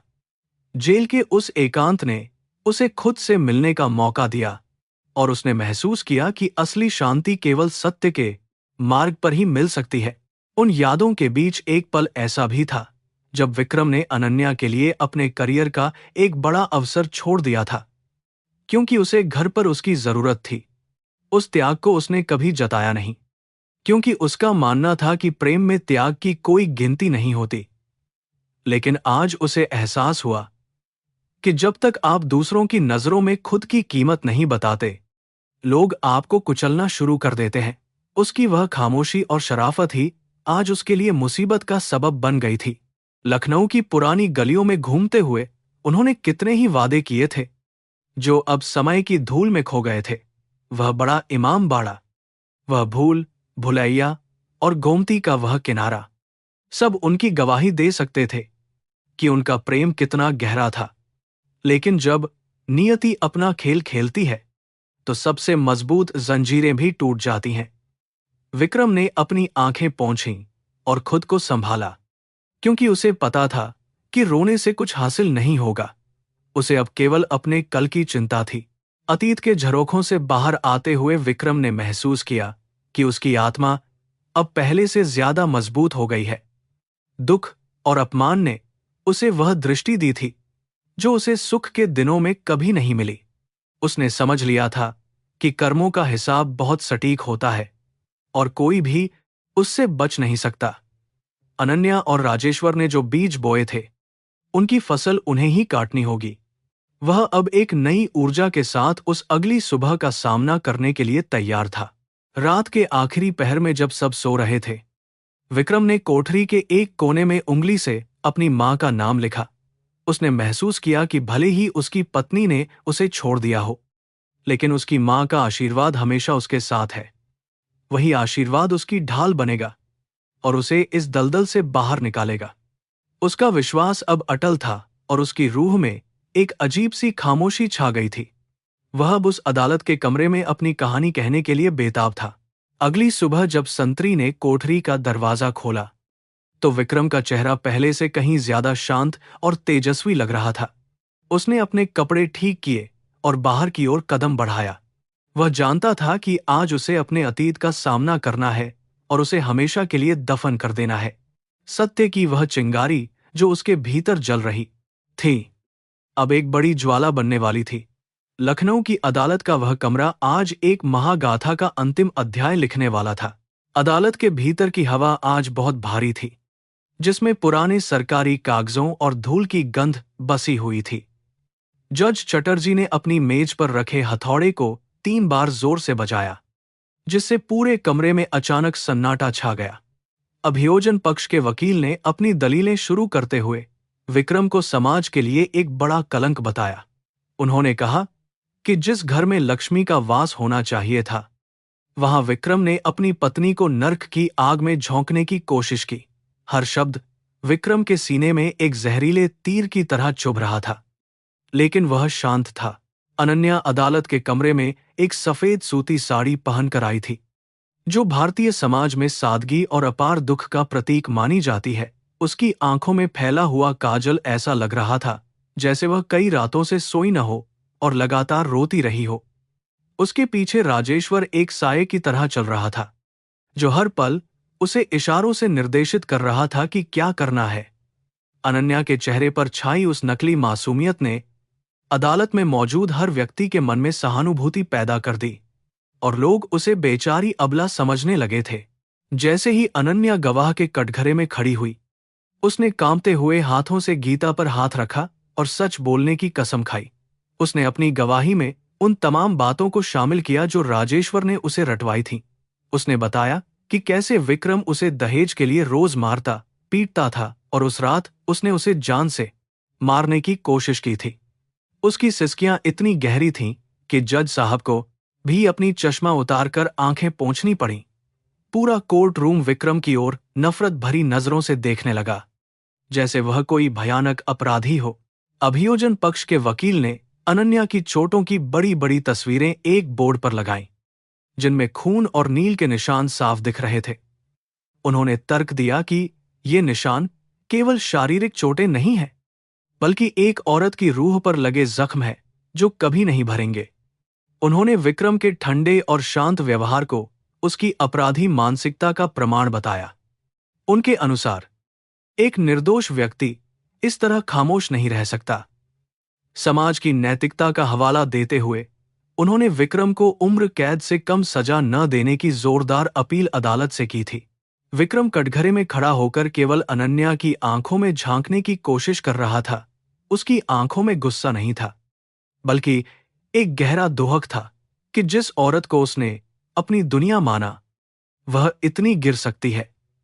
उसने देखा कि कैसे अनन्या बोलते समय अपनी नजरें चुरा रही थी, जैसे उसकी अंतरात्मा उसे अंदर ही अंदर काट रही हो। वह खामोश रहा, क्योंकि उसे पता था कि शब्दों से ज्यादा सच्चाई का वजन होता है। उसकी यह गरिमामी खामोशी लोगों को खटक रही थी, जो उसे अहंकारी और पत्थर दिल इंसान समझ रहे थे। अदालत के गैलरी में बैठे लोगों ने अचानक शोर मचाना शुरू कर दिया और विक्रम को गाली देने लगे। पुलिसकर्मियों को उन्हें चुप कराने के लिए काफी मशक्कत करनी पड़ी। जज साहब ने चेतावनी दी कि अगर दोबारा ऐसा हुआ तो वे कोर्ट रूम खाली करवा देंगे। इस हंगामे के बीच अनन्या एक बार लड़खड़ाई, लेकिन राजेश्वर ने तुरंत उसे सहारा दिया और कान में कुछ फुसफुसाया। वह डर अनन्या के चेहरे पर साफ दिख रहा था, जो केवल अपने पति से नहीं बल्कि अपने भाई के आतंक से भी डरी हुई लग रही थी। गायत्री देवी पहली बेंच पर बैठी अपनी माला जप रही थी। उनकी आंखों से आंसू अविरल बह रहे थे। जब वकील ने उनके संस्कारों पर सवाल उठाया, तो उनका सिर शर्म से झुक गया। उन्होंने कभी नहीं सोचा था कि उनके परिवार की इज्जत इस तरह सरेआम नीलाम होगी। उन्होंने एक बार विक्रम की ओर देखा, जिसने इशारे से उन्हें धैर्य रखने को कहा। मां और बेटे के बीच का वह मूक संवाद उस कमरे में मौजूद किसी भी दलील से कहीं अधिक शक्तिशाली और पवित्र था, जो सत्य की गवाही दे रहा था। विक्रम का युवा वकील, जो पहली बार इतने बड़े केस का सामना कर रहा था, पसीने पसीने हो रहा था। उसे समझ नहीं आ रहा था कि वह अनन्या की गवाही को कैसे चुनौती दे, क्योंकि वह बहुत ही भावनात्मक और पुख्ता लग रही थी। उसने कुछ सवाल पूछे, लेकिन अनन्या ने बड़ी चतुराई से उनका जवाब रोते हुए दिया। इससे वकील का मनोबल और गिर गया और अभियोजन पक्ष अपनी जीत को सुनिश्चित मानने लगा। कोर्ट में मौजूद हर व्यक्ति को लग रहा था कि विक्रम का बचना अब नामुमकिन है और न्याय होगा। राजेश्वर के चेहरे पर एक कुटिल मुस्कान थी, जो उसकी जीत का ऐलान कर रही थी। उसे लगा कि उसका दांव बिल्कुल सही बैठा है और अब वह मल्होत्रा परिवार की संपत्ति का सर्वेसर्वा बन जाएगा। उसने मीडिया के कुछ कैमरों की ओर देखा और एक विजयी मुद्रा बनाई। उसके लिए यह अदालत कोई मंदिर नहीं, बल्कि एक जुए का अड्डा थी, जहां वह अपनी बहन की जिंदगी दांव पर लगाकर जीत रहा था। उसे इस बात का जरा भी पछतावा नहीं था कि उसने कितने निर्दोष लोगों का जीवन बर्बाद कर दिया। दोपहर के भोजनावकाश के समय जब विक्रम को ले जाया जा रहा था, अनन्या का सामना उससे हुआ। गलियारे के उस एकांत कोने में विक्रम ने बहुत धीमी आवाज में कहा, अनन्या, क्या तुम सचमुच खुश हो? अनन्या के पैर वहीं जम गए और वह कुछ बोल नहीं पाई। उसकी आंखों में एक पल के लिए वह पुराना प्यार कौंधा, लेकिन तभी राजेश्वर की आवाज सुनाई दी और वह फिर से पत्थर बन गई। वह भागकर अपने भाई के पास चली गई, जैसे कोई पंछी अपने पिंजरे की ओर वापस लौट रहा हो। लंच के बाद की कार्यवाही और भी ज्यादा आक्रामक रही। जहां अभियोजन पक्ष ने विक्रम के वित्तीय लेन देन के कुछ फर्जी दस्तावेज पेश किए, उन्होंने साबित करने की कोशिश की कि विक्रम कर्ज में डूबा हुआ था और उसे पैसों की सख्त जरूरत थी। विक्रम यह सब सुनकर हैरान था, क्योंकि उसने कभी कोई कर्ज नहीं लिया था। उसने महसूस किया कि राजेश्वर ने कितनी गहराई से योजना बनाई थी और हर तरफ से उसे घेर लिया था। झूठ का वह जाल अब इतना घना हो चुका था कि उसमें से निकलना नामुमकिन था। अदालत की दीवारों पर टंगी न्याय की तस्वीर जैसे आज खुद भी उदास लग रही थी। हर दलील और हर सबूत विक्रम के खिलाफ जा रहा था, यहां तक कि कुछ गवाहों ने भी, जिन्हें राजेश्वर ने पैसे देकर खरीदा था, विक्रम के खिलाफ झूठी गवाही दी। उन्होंने कहा कि उन्होंने विक्रम को अक्सर अनन्या पर चिल्लाते हुए सुना है। इन गवाहों की बातों ने आग में घी का काम किया और माहौल पूरी तरह से विक्रम के विरोध में हो गया। सत्य कहीं गहरी खाइयों में दबा हुआ महसूस हो रहा था। शाम ढलते ही अदालत की कार्यवाही स्थगित होने का समय आ गया। जज साहब ने अपनी फाइल बंद की और कहा कि कल सुबह विक्रम को अपनी सफाई पेश करने का मौका दिया जाएगा। उन्होंने विक्रम से पूछा कि क्या उसे कुछ कहना है। तो विक्रम ने केवल इतना कहा, सत्य को प्रमाण की आवश्यकता नहीं होती हुजूर, केवल समय चाहिए। उसकी यह संक्षिप्त टिप्पणी पूरे कोर्ट रूम में गूंज गई और कुछ लोगों के मन में संदेह का बीज बो गई। वह दिन दुखों के सागर में डूबा हुआ समाप्त हुआ था। जब विक्रम को वापस पुलिस वैन में ले जाया जा रहा था, तब बारिश शुरू हो गई थी। लखनऊ की वह बारिश जैसे धरती के आंसू थे जो इस अन्याय को देख रहे थे। विक्रम ने खिड़की से बाहर देखते हुए सोचा कि कल का दिन उसके जीवन का सबसे महत्वपूर्ण दिन होगा। उसे अपनी हार की चिंता नहीं थी, बल्कि उसे उस विश्वास के टूटने का दुख था जो उसने अनन्या पर किया था। उसके भीतर की अग्नि अब शांत थी, क्योंकि उसने अपना सब कुछ उस परम शक्ति को सौंप दिया था। रात को जेल में विक्रम ने अपनी अंतिम दलीलें खुद तैयार कीं। उसने अपने वकील को किनारे कर दिया और खुद अपना केस लड़ने का फैसला किया। उसने उन डिजिटल सबूतों को एक बार फिर मन ही मन दोहराया जो उसके पास थे। उसे पता था कि कल जब वह बोलेगा तो न्याय की नींव हिल जाएगी। उसने पूरी रात जागकर अपनी बात रखने का तरीका सोचा, ताकि अनन्या को भी अपनी गलती का एहसास हो सके। वह अब केवल एक पति नहीं, बल्कि सत्य का योद्धा बन चुका था। अगले दिन की सुबह बहुत ठंडी थी, लेकिन विक्रम का हौसला गर्म था। उसने अपनी मां की तस्वीर को चूम लिया और अदालत की ओर चल पड़ा। उसे पता था कि बाहर भीड़ उसका इंतजार कर रही होगी, जो उसे मारने के लिए तैयार है। लेकिन उसे अब किसी भी भौतिक चोट का डर नहीं था। वह उस सत्य के साथ खड़ा था जो कभी नहीं मरता। उसकी चाल में एक ऐसा आत्मविश्वास था जिसे देखकर पुलिस वाले भी हैरान थे। वह अब अपनी अग्नि परीक्षा देने के लिए पूरी तरह तैयार था। अदालत का कमरा फिर से भर गया था और उत्सुकता अपने चरम पर थी। राजेश्वर आज और भी ज्यादा आत्मविश्वास में लग रहा था। उसे लग रहा था कि आज फैसला उसके पक्ष में आ जाएगा। अनन्या ने अपना सिर नीचा कर रखा था। शायद वह विक्रम की नजरों का सामना नहीं कर पा रही थी। जज चटर्जी ने कार्यवाही शुरू की और विक्रम को गवाह के कटघरे में आने का आदेश दिया। पूरे कमरे में पिन ड्रॉप साइलेंस था, जैसे सब किसी बड़े धमाके का इंतजार कर रहे हों। और विक्रम शुरू हुआ। विक्रम ने बोलना शुरू किया।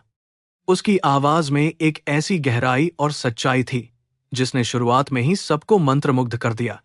उसने कोई कानूनी दांव पेंच नहीं खेले, बल्कि सीधे दिल से बात की। उसने अनन्या के साथ बिताए उन 7 सालों का जिक्र किया जिन्हें वह अपनी सबसे बड़ी पूंजी मानता था। उसने पूछा कि क्या 7 साल का प्यार 2 दिन की साजिश के सामने इतना कमजोर हो सकता है। उसकी बातों में कोई कड़वाहट नहीं थी, केवल एक गहरा दर्शन था जो रिश्तों की अहमियत समझा रहा था। अदालत में मौजूद महिलाएं विक्रम की बातें सुनकर सिसकने लगीं।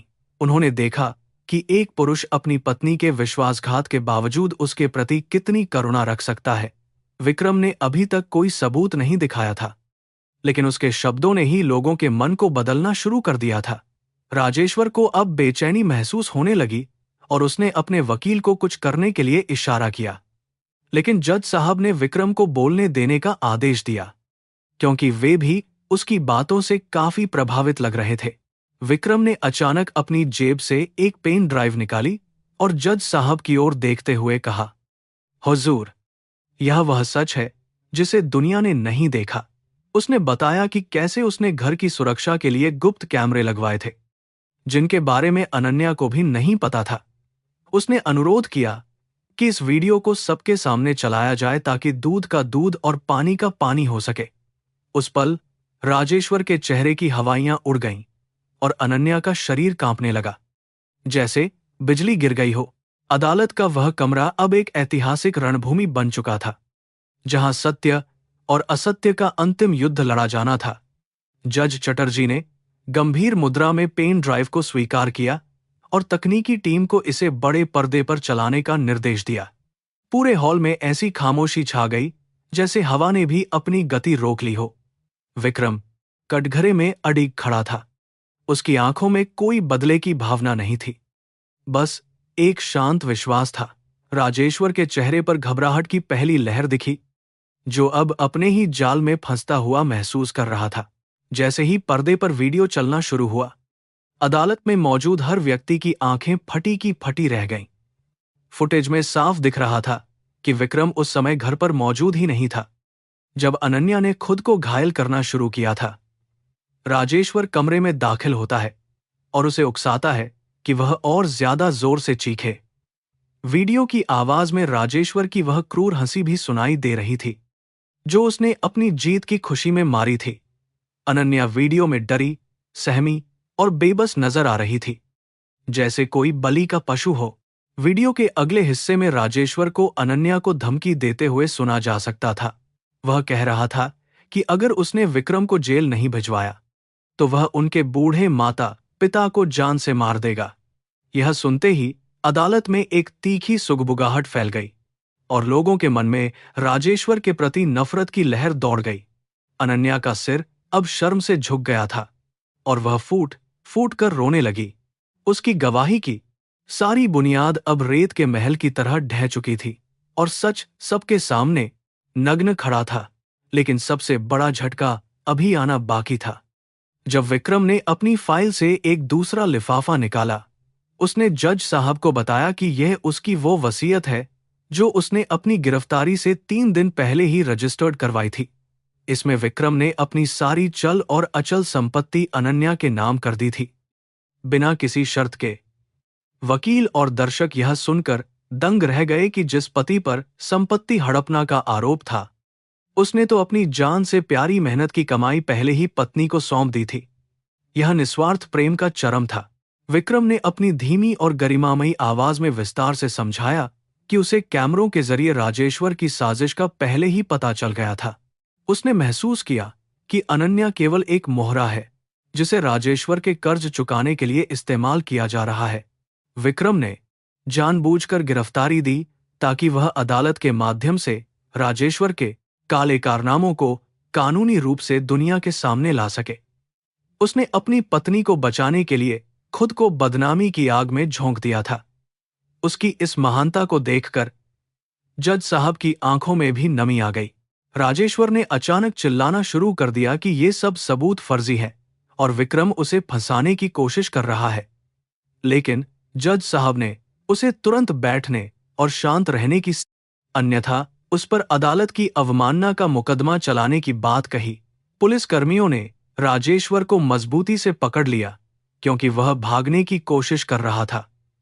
उसकी कुटिलता अब पूरी तरह बेनकाब हो गई थी और वह एक लाचार अपराधी की तरह दिख रहा था। अदालत में मौजूद जनता, जो कल तक विक्रम को कोस रही थी, अब राजेश्वर पर थूकने लगी थी। अनन्या ने कटघरे की जाली पकड़ ली और वहीं जमीन पर बैठ गई। उसका रोना अब एक चीख में बदल गया था। वह बार बार विक्रम का नाम पुकार रही थी और अपनी इस नीच हरकत के लिए माफी मांग रही थी।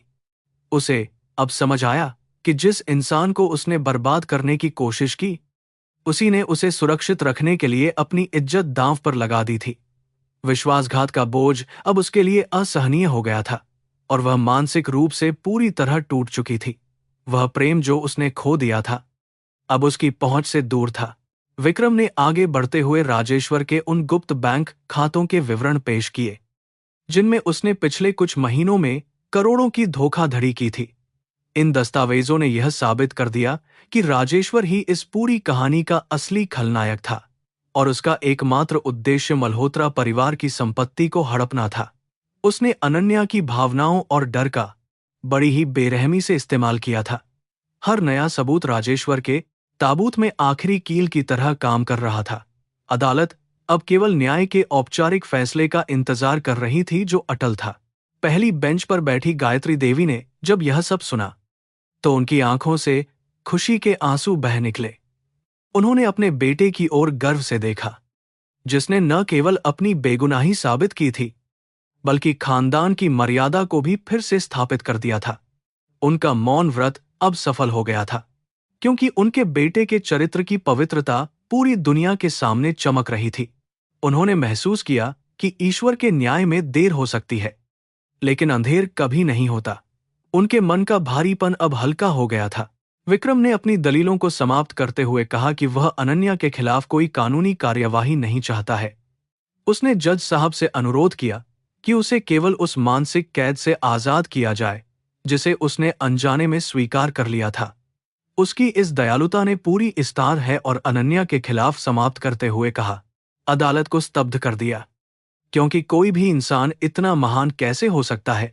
उसने अपनी पत्नी के प्रति जो करुणा दिखाई, वह भारतीय संस्कारों की उस गहराई को दर्शाती थी जहां क्षमा को सबसे बड़ा शस्त्र माना जाता है। अदालत का समय अब समाप्त हो रहा था।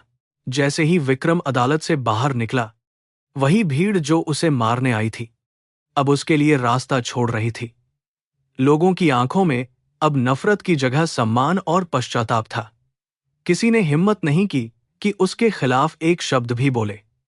लखनऊ की वह शाम अब साफ हो चुकी थी और बादलों के पीछे से ढलता सूरज अपनी सुनहरी किरणें बिखेर रहा था। विक्रम ने एक लंबी सांस ली और महसूस किया कि जेल की उन 2 रातों ने उसे वह ज्ञान दिया था जो किसी किताब में नहीं मिल सकता था। अदालत के आदेश पर पुलिस ने तुरंत राजेश्वर को गिरफ्तार कर लिया और उस पर धोखाधड़ी, फिरौती और साजिश रचने की कई धाराएं लगा दी। उसे घसीटते हुए उसी पुलिस वैन की ओर ले जाया गया जहां कल तक विक्रम बैठा था। कर्मों का चक्र कितनी जल्दी पूरा हुआ, यह देखकर वहां मौजूद हर कोई हैरान था। राजेश्वर का घमंड अब मिट्टी में मिल चुका था और उसकी आंखों में केवल हार की काली परछाई थी। उसे अपनी करतूतों की सजा मिलने वाली थी जिसे उसने खुद ही अपने हाथों से बुना था। जज चटर्जी अपने चैम्बर में बैठकर उस वसीयत और वीडियो के बारे में सोच रहे थे। उन्होंने अपने करियर में हजारों केस देखे थे, लेकिन विक्रम जैसा साहसी और उदार व्यक्ति आज तक नहीं देखा था। उन्होंने महसूस किया कि कानून केवल तथ्यों पर चलता है, लेकिन सत्य कभी कभी तथ्यों से भी बहुत ऊपर होता है। विक्रम की उस मुस्कान ने उनके मन पर एक गहरा प्रभाव छोड़ा था। वे कल का फैसला लिखने के लिए कलम उठाने ही वाले थे कि उन्हें एहसास हुआ कि न्याय तो पहले ही हो चुका है। अनन्या को भी पूछताछ के लिए ले जाया गया, लेकिन उसकी मानसिक स्थिति को देखते हुए उसे महिला सेल में एक डॉक्टर की निगरानी में रखा गया। वह अब भी वही वीडियो बार बार अपनी आंखों के सामने देख रही थी जहां विक्रम ने उसे सुरक्षा देने की बात की थी। उसे अपनी सुंदरता और चतुराई पर जो घमंड था, वह अब पूरी तरह से राख हो चुका था। वह रात उसके लिए पश्चाताप की सबसे बड़ी अग्नि परीक्षा होने वाली थी, जहां उसे अपनी रूह के दाग धोने थे। उसका रोना अब थम चुका था। लखनऊ के ऐतिहासिक रूमी दरवाजे के पास से गुजरते हुए हवा आज एक नई ताजगी का एहसास करा रही थी। विश्वासघात की धूल अब साफ हो चुकी थी और सत्य की रोशनी चारों ओर फैल गई थी। लोग अब मल्होत्रा परिवार के बारे में सम्मान से बात कर रहे थे और विक्रम को एक नायक का दर्जा दे चुके थे। शहर की फिजाओं में न्याय की वह गूंज अब भी महसूस की जा सकती थी जिसने हर किसी के दिल को झकझोर दिया था। कल की सुबह एक नया अध्याय शुरू करने वाली थी। विक्रम ने अपनी मां के साथ घर लौटते समय रास्ते में पड़ने वाले मंदिर में मत्था टेका। उसने भगवान को धन्यवाद दिया कि उन्होंने उसे टूटने से बचाया और सत्य की राह पर चलने की शक्ति प्रदान की। उसने महसूस किया कि धन और वैभव अस्थायी है, लेकिन जो गौरव सत्य से मिलता है वह हमेशा अमर रहता है। उसने अपनी पत्नी के लिए भी प्रार्थना की कि ईश्वर उसे सद्बुद्धि दे और उसे इस पाप की ग्लानि से बाहर निकाले। उसका हृदय अब पूरी तरह से नफरत से मुक्त था। वकीलों के गलियारों में भी इस केस की चर्चा महीनों तक चलने वाली थी, क्योंकि यह नैतिकता का एक अनूठा उदाहरण बन गया था। अभियोजन पक्ष के वकील, जिन्होंने कल तक विक्रम को अपराधी कहा था, आज उससे हाथ मिलाने आए और अपनी गलती के लिए खेद प्रकट किया। उन्होंने स्वीकार किया कि सत्य की शक्ति के सामने कोई भी तर्क नहीं टिक सकता। विक्रम ने शालीनता से उनका स्वागत किया और कहा कि वे केवल अपना कर्तव्य निभा रहे थे। उसके इस व्यवहार ने सबका सम्मान और अधिक बढ़ा दिया। राजेश्वर की गिरफ्तारी की खबर सुनकर उसके सारे लेनादार अब पुलिस स्टेशन के बाहर जमा हो गए थे, अपना पैसा वापस मांगने के लिए। उसने जो खाइयां दूसरों के लिए खोदी थीं, आज वह खुद उनमें गिर चुका था। उसकी संपत्ति जब्त कर ली गई और उसका सारा सम्मान राख में बदल गया। लालच ने उसे ऐसी जगह ला खड़ा किया था जहां से वापस लौटने का कोई रास्ता नहीं था। उसने अपनी बहन का घर उजाड़ने की कोशिश की थी, लेकिन अंत में उसने खुद की ही दुनिया जला दी। रात के सन्नाटे में विक्रम ने अपनी बालकनी से लखनऊ के आसमान को देखा, जहां सितारे आज कुछ ज्यादा ही चमकदार लग रहे थे। उसने महसूस किया कि विश्वासघात की राख से भी कभी कभी सत्य का नया जन्म होता है। वह अब भविष्य की ओर देख रहा था, जहां उसे अपनी जिंदगी को नए सिरे से संवारना था। उसके पास अब कोई पछतावा नहीं था, क्योंकि उसने अपनी अग्नि परीक्षा सफलतापूर्वक पूरी कर ली थी। कल का फैसला केवल एक औपचारिकता होगी, क्योंकि उसकी आत्मा अब पूरी तरह से स्वतंत्र थी। अनन्या ने अपने कमरे की दीवारों पर उन तस्वीरों को देखा, जहां वह और विक्रम कभी बहुत खुश थे। उसने सोचा कि कैसे राजेश्वर के जहरीले शब्दों ने उसके मन के बगीचे को सुखा दिया था। उसे अपनी मूर्खता पर अब हंसी आ रही थी, लेकिन वह हंसी बहुत ही दर्दनाक और गहरी थी। उसने अपनी साड़ी के पल्लू से अपने आंसू पोंछे और यह संकल्प लिया कि वह अब सच का सामना करेगी, चाहे सजा कुछ भी हो। वह अब झूठ की चादर को उतार फेंकने के लिए तैयार थी। मीडिया के कैमरामैन और रिपोर्टर, जो कल तक विक्रम को हैवान बता रहे थे, अब उसके घर के बाहर माफी मांगने के लहजे में खड़े थे। वे उसकी उदारता के बारे में विशेष रिपोर्ट बनाने की होड़ में लगे थे, ताकि अपनी गिरती हुई टीआरपी को बचा सकें। यह देखकर विक्रम को केवल हंसी आई कि दुनिया का रंग कितनी जल्दी बदलता है। उसने किसी बाहर दे को इंटरव्यू नहीं दिया और शांति से अपने घर के भीतर चला गया। उसके लिए आत्म संतुष्टि ही सबसे बड़ा इनाम बन गई थी।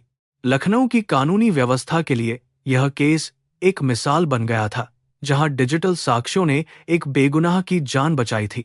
पुराने कानूनों के बीच जब तकनीकी सच्चाई सामने आई, तो न्यायाधीशों ने भी आधुनिक सुरक्षा प्रणालियों के महत्व को समझा। विक्रम की दूरदर्शिता ने न केवल उसे जेल से बचाया, बल्कि राजेश्वर के उन गुप्त अपराधों को भी उजागर किया, जिन्हें वह बरसों से छिपाता आ रहा था। न्याय की इस नई किरण ने समाज के अन्य पीड़ितों को भी अपनी आवाज उठाने का साहस दिया। लखनऊ की सुबह आज कुछ अलग ही पैगाम लेकर आई थी, जिसमें हवाओं की नमी और परिंदों की चहचहाहट में भी एक नई उम्मीद की किरण साफ महसूस की जा सकती थी। विक्रम मल्होत्रा, जिसने पिछले कुछ दिनों में अपमान और विश्वासघात की गहरी खाइयों को देखा था, आज फिर से उसी अदालत की दहलीज पर खड़ा था, जहां से उसकी जिंदगी का रुख मोड़ा गया था। आज का दिन केवल एक कानूनी फैसले का नहीं था, बल्कि यह समाज की उस सोच के लिए भी एक सबक होने वाला था, जिसने बिना सोचे समझे उसे दोषी ठहरा दिया था। अदालत के भीतर का माहौल आज बहुत शांत था, जैसे हर कोई उस अंतिम सत्य को सुनने के लिए अपनी सांसें रोके बैठा हो। जज चटर्जी ने अपनी आंखों पर चश्मा लगाया और फैसले के पन्नों को पलटना शुरू किया। उन्होंने अपने ऐतिहासिक फैसले में विक्रम को न केवल बाइज्जत बरी किया, बल्कि राजेश्वर को 7 साल के कठोर कारावास और भारी जुर्माने की सजा सुनाई। जज साहब ने विशेष रूप से विक्रम के धैर्य और उसकी उदारता की सराहना की, जिसने समाज के सामने नैतिकता का एक नया मापदंड स्थापित किया था। राजेश्वर को जब पुलिस हथकड़ी लगाकर ले जाने लगी, तो उसके चेहरे पर कोई पछतावा नहीं था, केवल एक गहरी हार का काला साया था। उसने जिस दौलत के लिए अपने ईमान और अपनों का खून किया था, आज वही दौलत उसे जेल की काल कोठरी तक ले गई थी। कर्मों का चक्र अब पूरा हो चुका था और उसने खुद ही अपने विनाश का मार्ग चुना था। अदालत में मौजूद लोगों ने राजेश्वर की ओर नफरत भरी नजरों से देखा, जो अब केवल एक अपराधी बनकर रह गया था, जिसकी कोई पहचान नहीं बची थी। अदालत से बाहर निकलते समय विक्रम का सामना अनन्या से हुआ, जो अब एक टूटी हुई मूर्ति की तरह लग रही थी। उसकी आंखों में पश्चाताप के आंसू थे और वह कुछ कहना चाहती थी, लेकिन शब्द उसके गले में ही अटक गए थे। विक्रम ने उसकी ओर देखा और एक गहरी सांस ली। उसने अनन्या से कहा कि उसने उसे पहले ही माफ कर दिया है, लेकिन कुछ रिश्ते टूटने के बाद कभी जुड़ नहीं पाते। उसकी उस खामोशी में एक बहुत बड़ा संदेश छिपा था कि माफी तो मिल सकती है, पर खोया हुआ विश्वास कभी वापस नहीं आता। अनन्या ने विक्रम के पैर छूने की कोशिश की, लेकिन उसने उसे रोक दिया और पीछे हट गया। उसने महसूस किया कि प्यार और सम्मान का जो महल उसने 7 सालों में बनाया था, वह अब राख बन चुका है। अनन्या की वह सिसकियां अब किसी काम की नहीं थीं, क्योंकि उसने अपने हाथों से अपनी खुशियों का गला घोंटा था। वह एक अपराधी नहीं थी, लेकिन उसकी चुप्पी ने राजेश्वर के जुल्मों को बढ़ावा दिया था। समाज के कानून ने उसे छोड़ दिया था, लेकिन उसकी अपनी अंतरात्मा अब उसे कभी माफ नहीं करने वाली थी। विक्रम जब अपने घर पहुंचा तो उसकी मां गायत्री देवी ने आरती का थाल लेकर उसका स्वागत किया। घर की चौखट पर आज फिर से वही पुरानी रौनक और पवित्रता लौट आई थी। गायत्री देवी की आंखों में खुशी के आंसू थे, क्योंकि उनके बेटे की मर्यादा सुरक्षित थी। उन्होंने विक्रम के माथे पर तिलक लगाया और उसे आशीर्वाद दिया कि सत्य की हमेशा जीत होती है। घर की हर दीवार जैसे आज मुस्कुरा रही थी और कह रही थी कि अंधेरा चाहे कितना भी घना क्यों न हो, सवेरा जरूर होता है। मल्होत्रा निवास की वह शाम बहुत ही भावुक थी, जहां विक्रम ने अपनी मां से दूर जाने की अनुमति मांगी। उसने तय किया था कि वह कुछ समय के लिए शहर छोड़ देगा और किसी गांव में जाकर समाज सेवा करेगा, ताकि अपनी रूह को फिर से शांत कर सके। लखनऊ की गलियां अब उसे उस धोखे की याद दिला रही थीं, जिसे वह भूलना चाहता था। गायत्री देवी ने दुखी मन से लेकिन बेटे की खुशी के लिए उसे जाने की इजाजत दे दी। उन्होंने महसूस किया कि विक्रम अब पहले जैसा इंसान नहीं रहा था। विक्रम ने अपना छोटा सा बैग पैक किया और घर की खिड़की से उस बगीचे को देखा जहां उसने कभी अनन्या के साथ सपने बुने थे। वे सूखे हुए गुलाब के फूल अब केवल यादें बनकर रह गए थे। उसने महसूस किया कि जिंदगी कभी भी एक जैसी नहीं रहती और परिवर्तन ही संसार का नियम है। विश्वासघात की उस आग ने उसे जलाया जरूर था, लेकिन वह अब एक कुंदन बनकर निकला था।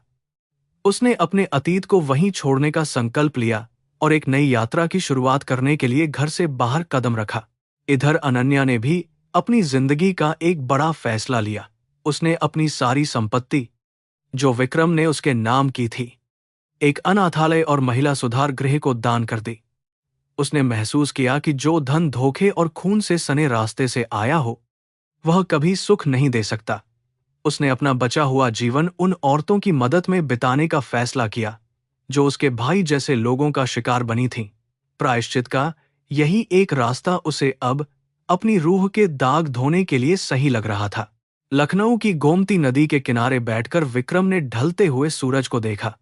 नदी का शांत पानी जैसे उसे समझा रहा था कि जीवन बहते रहने का नाम है, रुकने का नहीं।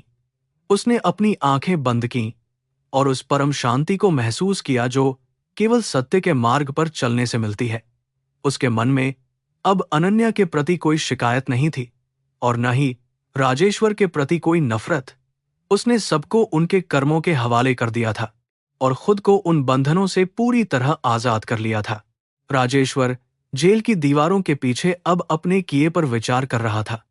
जहां कोई उसे सुनने वाला नहीं था, उसकी वह चालाकी और वह रौब अब मिट्टी में मिल चुके थे। उसे याद आया कि कैसे उसने विक्रम की शराफत का फायदा उठाया था और कैसे आज वही शराफत उसकी बर्बादी का कारण बनी। अहंकार का अंत हमेशा ऐसा ही होता है, जहां इंसान अंत में बिल्कुल अकेला रह जाता है। उसने जो नफरत के बीज बोए थे, उसकी कड़वी फसल अब उसे उम्र भर काटनी थी। विक्रम की यह कहानी पूरे लखनऊ में एक मिसाल बन गई थी, जिसे लोग आने वाली पीढ़ियों को सुनाते थे। यह केवल एक पति पत्नी के झगड़े की कहानी नहीं थी, बल्कि यह धर्म और अधर्म के बीच के उस संघर्ष की गाथा थी जो हर युग में होती है। समाज ने सीखा कि सबूतों से ज्यादा चरित्र की शक्ति होती है, और अगर इंसान सच्चा हो तो सारा ब्रह्मांड उसकी मदद के लिए उतर आता है।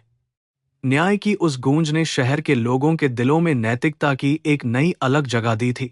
मल्होत्रा परिवार की इज्जत जो दांव पर लगी थी, वह अब पहले से कहीं अधिक बढ़ गई थी। गायत्री देवी अब मंदिर में जाकर उन लोगों की मदद करती थीं जो बेसहारा थे। उन्होंने अपने दुखों को अपनी ताकत बना लिया था और वे अब गांव की महिलाओं के लिए एक प्रेरणा बन चुकी थीं। उनके घर के दरवाजे अब उन सबके लिए खुले थे जिन्हें न्याय की जरूरत थी। विक्रम की कमी उन्हें खलती थी, लेकिन वे जानती थीं कि उनका बेटा एक बड़े उद्देश्य के लिए निकला है। विक्रम अब एक छोटे से गांव के स्कूल में बच्चों को पढ़ा रहा था और उन्हें नैतिक मूल्यों की शिक्षा दे रहा था। उसके चेहरे पर अब वही पुरानी मुस्कान लौट आई थी जो लखनऊ के उन तूफानी दिनों में कहीं खो गई थी। सादा जीवन और उच्च विचार अब उसका एकमात्र मंत्र था।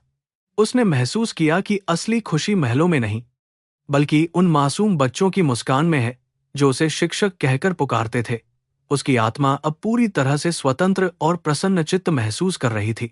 विश्वासघात की उस राख से जो नया जीवन शुरू हुआ था, वह बहुत ही सुंदर और सार्थक था। विक्रम ने साबित कर दिया था कि कर्मा का नियम अटल है और कोई भी उससे बच नहीं सकता। उसने अनन्या को कभी वापस नहीं बुलाया, लेकिन उसकी सलामती की दुआ हमेशा करता रहा। प्यार का वह रूप जो उसने अब खोजा था, वह किसी व्यक्ति विशेष से नहीं बल्कि पूरी मानवता से था। उसकी अग्नि परीक्षा अब समाप्त हो चुकी थी और उसने स्वर्ण की तरह अपनी चमक फिर से पाली थी। अनन्या भी अब एक नई पहचान के साथ जी रही थी, जहां लोग उसे उसके पापों से नहीं बल्कि उसके सुधार कार्यों से जानने लगे थे। उसने कभी दूसरा विवाह नहीं किया और अपना सारा जीवन सेवा में लगा दिया। उसे पता था कि वह विक्रम को कभी वापस नहीं पा सकती, लेकिन उसके दिए हुए संस्कारों को जीकर वह उसके करीब रह सकती थी। पश्चाताप के आंसुओं ने उसकी रूह को निर्मल कर दिया था और वह अब शांति से अपनी अंतिम यात्रा का इंतजार कर रही थी। लखनऊ की ऐतिहासिक इमारतें आज भी उस विश्वासघात और न्याय की गवाह बनकर खड़ी हैं। शाम की अजान और मंदिरों की घंटियों के बीच आज भी विक्रम मल्होत्रा का नाम सम्मान से लिया जाता है। वह कहानी जो आंसुओं से शुरू हुई थी, आज आत्म साक्षात्कार के प्रकाश में समाप्त हो रही थी। न्याय केवल कानूनी कागजों पर नहीं हुआ था, बल्कि हर उस दिल में हुआ था जिसने सत्य की शक्ति को अपनी आंखों से देखा था। धर्म की जय हुई थी और अधर्म का पूरी तरह नाश हुआ था। सत्यमेव जयते का वह उद्घोष जो भारत की आत्मा में रचा बसा है, विक्रम की इस जीत का आधार बना।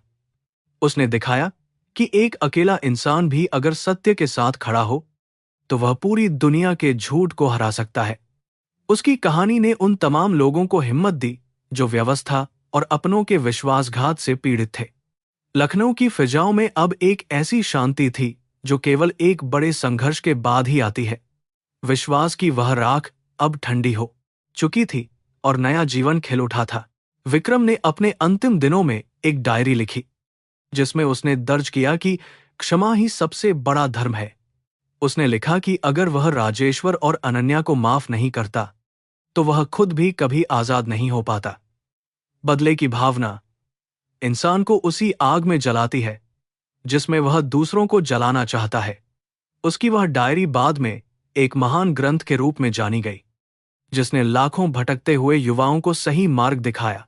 उसका जीवन अब एक खुली किताब की तरह महान था। इस तरह विश्वासघात की उस काली रात का अंत हुआ और लखनऊ के क्षितिज पर न्याय का सूरज हमेशा के लिए चमकने लगा। मल्होत्रा परिवार की गाथा अब लोकगीतों का हिस्सा बन चुकी थी, जो रिश्तों की अहमियत और कर्मा के फल की याद दिलाती थी। प्यार, बलिदान और सत्य के इस त्रिवेणी संगम ने यह साबित कर दिया कि जहां धर्म है, वहीं विजय है। विक्रम मल्होत्रा अब केवल एक नाम नहीं, बल्कि एक विचार बन चुका था, जो युगों युगों तक लोगों का मार्गदर्शन करता रहेगा।